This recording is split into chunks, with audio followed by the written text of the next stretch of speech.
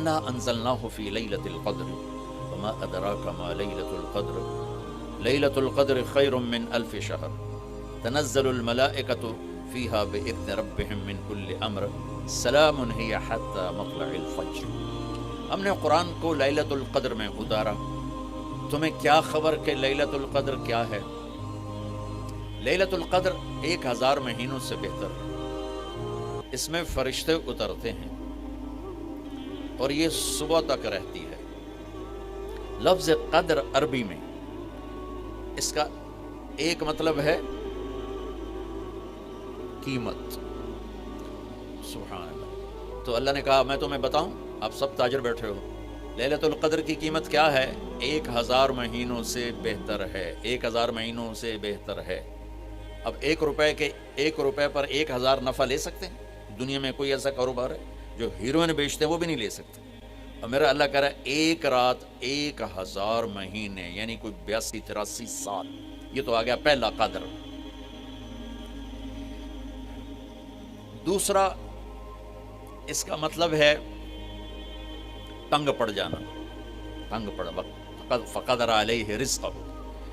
तो तनज़्ज़लुल मलाइकतु फ़ीहा, तनज़्ज़लुल मलाइकतु वर्रूहु फ़ीहा, कि उस रात इतने फरिश्ते उतरते हैं कि ज़मीन तंग पड़ जाती है। सुभान, इतने फरिश्ते आते हैं ज़मीन तंग पड़ जाती है। तीसरा मतलब है क़द्र, मिक़दार को। तो अल्लाह ताला ने उसका आखिरी मतलब भी बताया, सलामुन हिय हत्ता मत्लइल फ़ज्र, कि ये फ़जर की नमाज तक, फ़जर की अज़ान तक ये रहती है। 3 मतलब हैं क़द्र के, तीनों अल्लाह ने कुरान में कवर किए। कीमत क्या है? 1000 महीनों से बेहतर। तंगी क्या है? फरिश्तों से ज़मीन भर जाती है। मिक़दार क्या है? सुबह सादिक़। लैलतुल क़द्र 27 की नहीं होती, 21, 23, 25, 27, 29। अब ये 5 रातें जागने छुट। आप लोग तो वैसे रात के बादशाह हो, जाग लो। तो लैलतुल क़द्र मस्जिद में ना गुजारो, घर में गुजारो। ये मस्जिदों में इश्तिहार लग जाते हैं, फ़लाँ के साथ शब क़द्र गुजारें, फ़लाँ हज़रत के साथ शब क़द्र गुजारें। फिर उधर कोई सलात तस्बीह पढ़ रहा है बाजमात, औरतें सलात तस्बीह की जमात करा रही हैं, और पता नहीं और कितनी अजीब व गरीब किस्म की इबादत शुरू हो जाती। ये नफली इबादत है। मेरे नबी घर में पढ़ते थे। आपने इशराक के सिवा हर नफल घर पढ़ा, हर सुन्नत घर में पढ़ी। तो आप लैलतुल क़द्र को जो मस्तूरात भी आप इकट्ठे हो के नहीं मनाना, अलग अलग मुसल्ले बिछा कर अपने अल्लाह से रोना धोना करो, अपने अल्लाह को मनाना करो। मैं भी करूं, आप भी करें। नवाफिल की, जैसे अभी शब बारात गुजरी तो इश्तिहार थे। मैं जा रहा था इधर गुलामाबाद में, एक जनाजा हो गया था, तो इश्तिहार फ़लाँ हज़रत के साथ शब बारात गुजारें, फ़लाँ मस्जिद में शब बारात गुजारें, फ़लाँ जगह शब बारात गुजारें। भाई वो घर में मनाने की है, मस्जिद में नहीं। मेरे नबी ने नफलों को तन्हाई में अदा किया, फ़र्ज़ को मजमे में अदा किया। लैलतुल क़द्र में जागना नफल है। और फिर जब इकट्ठे हो जाएंगे लोग और औरतें, तो फिर साथ गीबत भी चलेगी, और एक गीबत का बोल सारी रात को उड़ा के रख देगा। मर्दों या औरत इकट्ठे हो जाएं, गीबत से तो बचते नहीं, ना ही रुक सकते हम।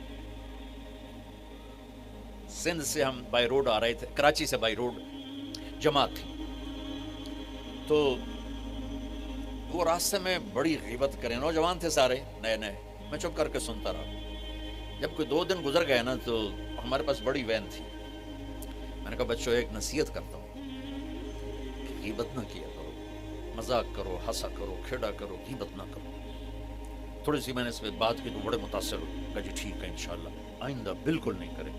कोई आधा घंटा गाड़ी में सन्नाटा रहा। आधे घंटे के बाद एक बोले, मौलाना ये गीबत ना करिए तो फिर गल्ला की करिए। ये मेरा कल्चर है। लिहाजा औरतें इबादत के लिए भी इकट्ठी होंगी तो गीबत शुरू हो, मर्द मस्जिद में इकट्ठे होंगे, वक्त ज़ाया होगा, गीबत शुरू हो। मेरे भाई बहनों, हर नफिल को घर में गुजार, अपने घर को बाबरकत बनाओ, अपने घरों में नफिल पढ़ो, तिलावत करो, जिक्र करो।